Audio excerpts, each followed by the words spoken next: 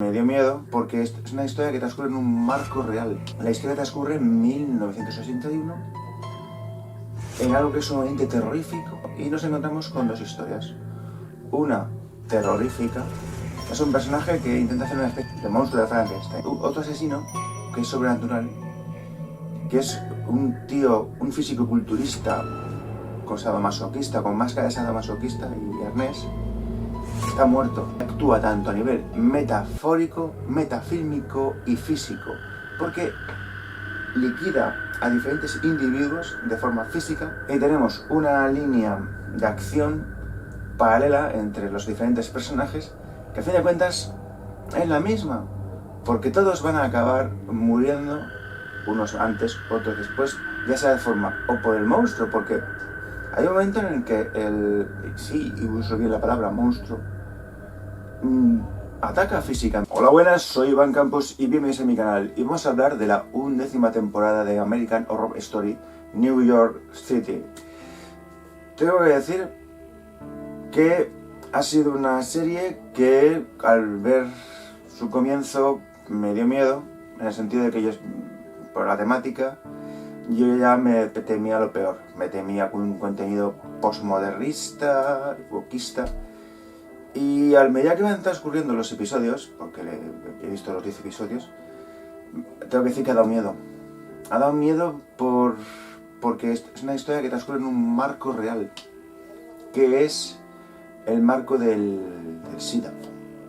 La historia transcurre en 1981, en algo que es sumamente terrorífico, que es que vemos como las primeras víctimas, literalmente, de la infección empiezan a propagar la infección, porque en Isla de Fuego te ves que sacrifican a los ciervos por una extraña enfermedad que es el SIDA, y que las pulgas transmiten a los seres humanos. ¿Por qué? Porque es un picadero. Los homosexuales iban ahí, donde estaban los ciervos, a tener relaciones sexuales, y las pulgas transmitieron la enfermedad del ciervo al ser humano. De no ser por eso, nunca el SIDA hubiera llegado al ser humano y hubiera sido una enfermedad que se hubiera terminado en esa misma isla. También muestran, digamos, las diferentes hipótesis sobre el SIDA como herramienta de laboratorio de arma biológica.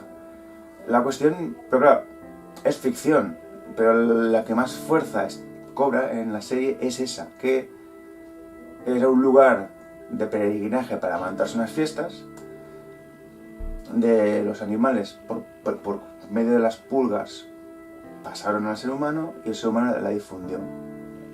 Entonces, claro, es una enfermedad que se transmitía a nivel sexual y a nivel de sangre, de ahí que las pulgas podían transmitirla a los seres humanos.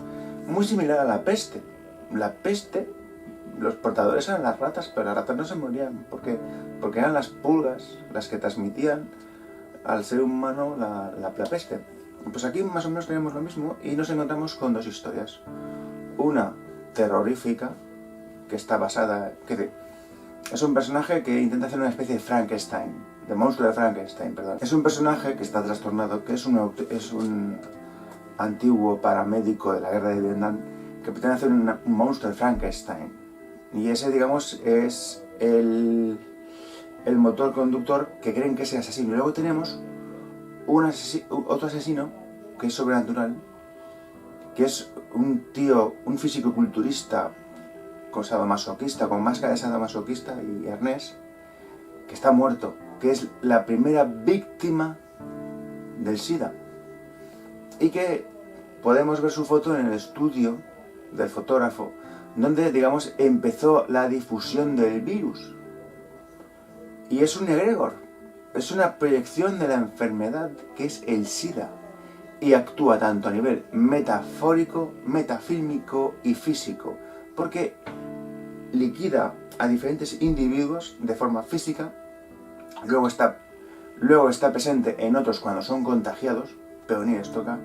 La cuestión es que todos van a pasar por sus manos y tenemos una línea de acción paralela entre los diferentes personajes que a fin de cuentas es la misma, porque todos van a acabar muriendo, unos antes, otros después, por la enfermedad, ya sea de forma por el virus o por el monstruo, porque hay un momento en el que sí, y uso bien la palabra monstruo,